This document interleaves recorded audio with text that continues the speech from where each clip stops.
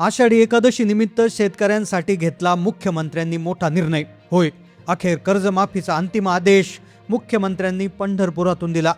5 मिनिटांपूर्वी कर्जमाफीचा नवा GR आलाय. आता शेतकऱ्यांसाठी एक अतिशय आनंदाची बातमी समोर आलेली आहे. गेल्या 6 महिन्यापासून कर्जमाफी केव्हा होणार आणि कोणते कोणते शेतकरी पात्र ठरणार, फक्त 2 लाखाची कर्जमाफी होणार का, असे प्रश्न शेतकऱ्यांना पडले होते. पण स्वतः आज जेव्हा आषाढी एकादशी निमित्त पंढरपूरला स्वतः मुख्यमंत्र्यांच्या हस्ते पूजा करण्यात आली आणि त्यानंतर पत्रकारांना संबोधन देत असताना मुख्यमंत्र्यांनी तो निर्णय सांगितला. होय, एक असा निर्णय की आता सगळे नियम काढले, फक्त या 5 नियमात बसणाऱ्या शेतकऱ्यांची कर्जमाफी होणार. GR मध्ये आता सगळं स्पष्ट करण्यात आले. फक्त 5 नियम पाळणारे शेतकऱ्यांनाच आता पैसे मिळणार आहेत.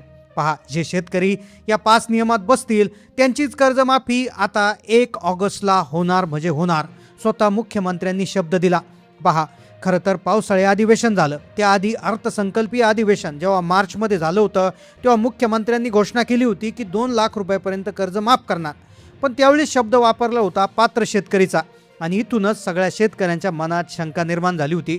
प्रत्येक शेतकऱ्याला प्रश्न पडला होता की मी पात्र आहे की अपात्र आहे.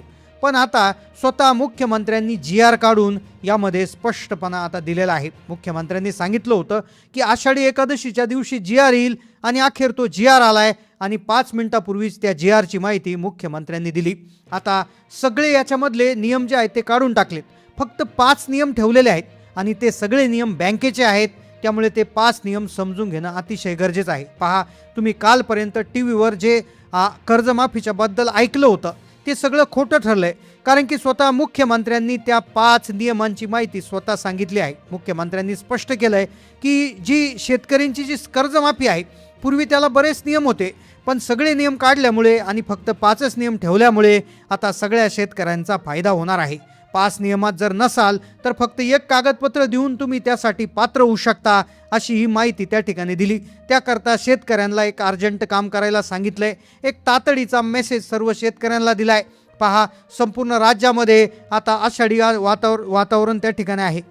आषाढी एकादशीच्या या मंगलमय वातावरणात त्या दिवशीच मुख्यमंत्र्यांनी हा महत्त्वाचा निर्णय घेतलाय. आता पात्र शेतकरी कुठला आणि अपात्र शेतकरी कुठला याचे सगळे नियम आता काढले असून फक्त 5च नियम आता लागू करण्यात आलेत. आता पहा, प्रत्येक शेतकऱ्याला प्रश्न पडला होता मी पात्र की अपात्र. आता ते या 5 नियमानुसार ठरणार आणि जरी अपात्र ठरत असाल, एखाद्या नियमात बसत नसाल, तर एक कागदपत्र ताबडतोब द्यायला सांगितलेलं आहे. स्वतः मुख्यमंत्र्यांनी ते 5 नियम वाचून दाखवलेले आहेत.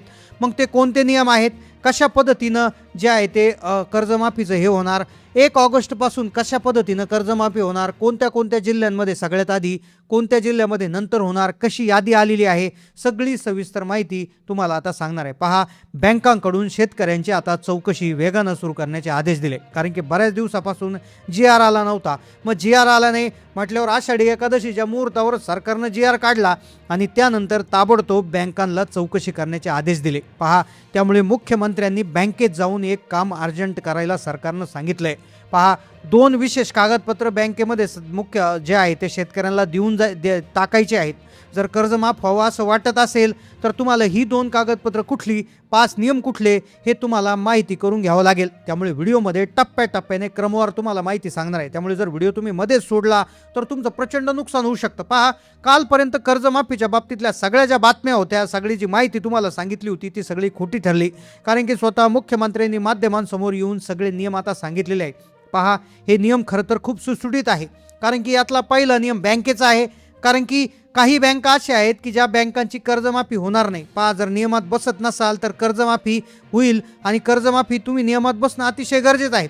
आता 80% शेतकऱ्यांचा प्रॉब्लेम झाला होता. कारण की जिल्ह्यांची यादी वेगळ्या पद्धतीने येते का, की फक्त मोजक्या जिल्ह्यात कर्जमाफी होणार का, की काही बँकांची कर्जमाफी होणार नाही, असा प्रश्न निर्माण झाला होता.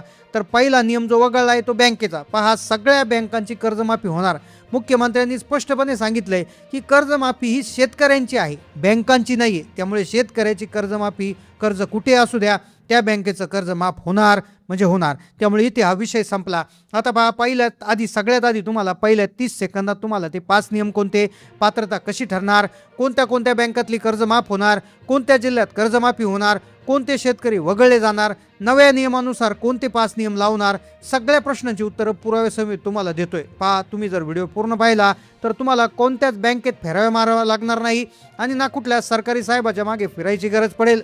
फक्त हा व्हिडिओ 100% पहा, तुमची कर्जमाफी निश्चित होणार. चला तर मग वेळ न वाया घालवता व्हिडिओला सुरुवात करूया, मुद्द्याला हात घालूया. पहा, सरकारची कर्जमाफी योजना, जिचं नाव पुण्यश्लोक अहिल्यादेवी होळकर कर्जमाफी योजना, या नावाने योजना मंजूर झाली. आता निधी बाजूला काढला गेलाय. तुम्हाला माहिती होतं, घोषणा काढली होती अर्थसंकल्पाच्या वेळेस, म्हणजे मार्चच्या वेळेस, आणि त्यावेळेस सांगितलं होतं जूनच्या एंडिंगला हे होणार. पण मध्ये बऱ्याच वेळा आचारसंहिता लागल्या, विधान परिषद किंवा नगरपालिका वगैरे यांच्या निवडणुका लागल्या, त्यामुळे कदाचित काही काळ या प्रक्रियेला थंडावा आला होता. पण अखेर तो क्षण जवळ आला, ज्या क्षणी मुख्यमंत्र्यांनी पावसाळी अधिवेशनात सांगितलं होतं की आम्ही 100% प्रयत्न करतोय, पण आषाढी एकादशीच्या शुभ मुहूर्तावर थेट त्याचा GR आलाय. पहा, आता हे 100% फिक्स झालंय की कर्जमाफी होते. पण लक्षपूर्वक ऐका, सगळ्यांची कर्जमाफी होणार नाही, कारण की जी सवलत आहे ती प्रत्येकाच्या पदरात पडणार नाही. सरकारने याचे 15 ते 20 नियम होते. मग सगळे नियम काढले जरी असले तरी 5 नियम, महत्त्वाचे नियम याच्यामध्ये असणार आहे. 5 नियमांची चाळणी आता लावण्यात आली आहे.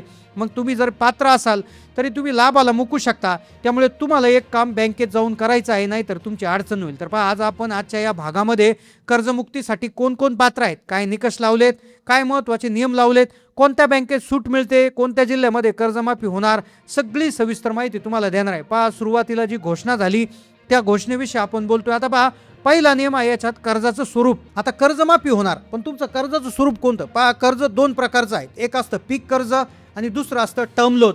टर्म लोन म्हणजे काय की त्याला मुदत कर्ज म्हणतात. आता मुदत कर्ज जे आहे तर ते कर्ज माफ होणार नाही. आता मुदत कर्ज म्हणजे काय की तुम्ही गोठा बांधायला पैसे घेतले, ट्रॅक्टर घ्यायला पैसे घेतले, विहीर खोदण्यासाठी पैसे घेतले किंवा शेतातला गोठा बांधण्यासाठी, घर बांधण्यासाठी पैसे घेतले, तर त्याची कर्ज माफ होणार नाही. तर फक्त पीक कर्ज माफ होणार, ही पहिली गोष्ट लक्षात घ्या. दुसरा नियम, एक तारीख सांगण्यात आली. आता ती तारीख मुद्दा लक्षात घ्या. ती तारीख आहे, आता तुम्ही म्हणाल तारीख कधीची आहे, म्हणजे 1 जानेवारी आहे की काय आहे, तर ती तारीख आहे पहा 2025 मधली.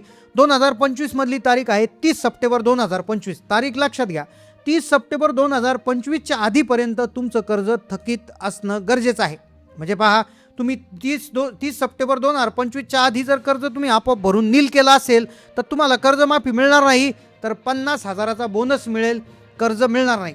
आता त्यानंतर तिसरा नियम आहे फार्मर ID कार्ड. होय, ॲग्रीस्टॅकच्या या डेटामध्ये तुमचा डेटा उपलब्ध जर नसेल आणि तुमचं जर फार्मर ID कार्ड काढलेलं नसेल तर तुमचा इथे प्रश्न निर्माण होऊ शकतो आणि तुमचं कर्जमाफीचा प्रश्न त्या ठिकाणी खूप अवघड होऊ शकतो. त्यामुळे सगळ्यात महत्त्वाचा इथे मुद्दा हा आहे की तुम्ही ॲग्रीस्टॅकमध्ये तुमचा डेटा फीड झालेला असावा. त्याकरता तुम्ही फार्मर ID कार्ड काढलेलं त्या ठिकाणी गरजेचं आहे. आता कोणत्या जिल्ह्यापासून सुरुवात होणार, तर लक्षात घ्या, मराठवाड्यातल्या जिल्ह्यांना आधी प्राधान्य देण्यात येईल, ज्यामध्ये बीड, त्यानंतर धाराशिव जिल्हा, त्यानंतर लातूर, त्यानंतर परभणी, त्यानंतर हिंगोली, नांदेड, अशा पद्धतीनं तिकडून हे येत त्या ठिकाणी किनारपट्टीकडे साधारणपणे जिल्ह्यांचं असं हे होणार आहे.